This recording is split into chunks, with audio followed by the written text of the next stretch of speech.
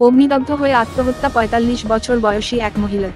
জানা গেছে বিশালগড় থানার অন্তর্গত চাম্পামুড়া কপালীপাড়া এলাকার মন্টু শীলের স্ত্রী টিঙ্কু রানী শীল বেশ কয়েক বছর ধরে মানসিক রোগে আক্রান্ত ছিলেন।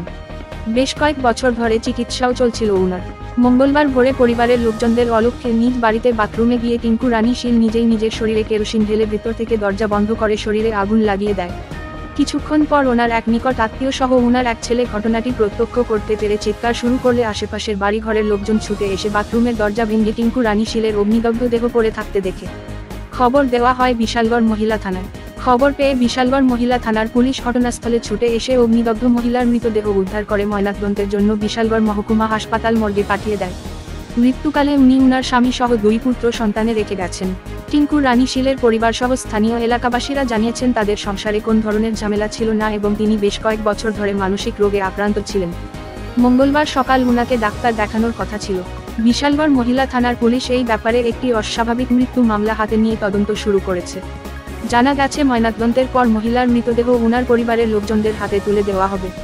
তবে টিঙ্কু রানী শীলের এই অস্বাভাবিক মৃত্যুতে গোটা এলাকায় গভীর শোকের ছায়া নেমে আসে।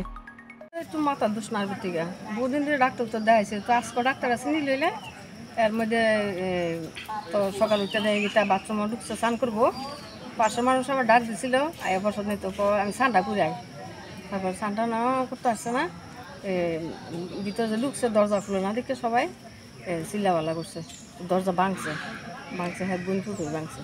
নাম কি ওনার? আমার না ওনার নাম টিঙ্কু দেবনাথ, আর এই টিঙ্কু শীল। কি হয়েছে, কি মারা গেছে? ওতে যেমন রোগের থেকে উড়ে গেছে আর কি। মানে গায়ের মধ্যে আগুন লাগাইছে? কে দেখছে প্রথমে? দেখছে বলতে আর বোন ফুটাছে না, বোন ফুটা নিজে ফুলো গেছে লগে দরজা ভেঙে ঢুকছে, এটা করে দিয়েছে। এই জায়গাটার নাম কি? চাম্পামুড়া। মহিলার বাড়িতে কে কে আছে? ওই তো তার স্বামী আছে, 2 ছেলে আছে। পুলিশ আইসেনি? পুলিশ এখন আইসে।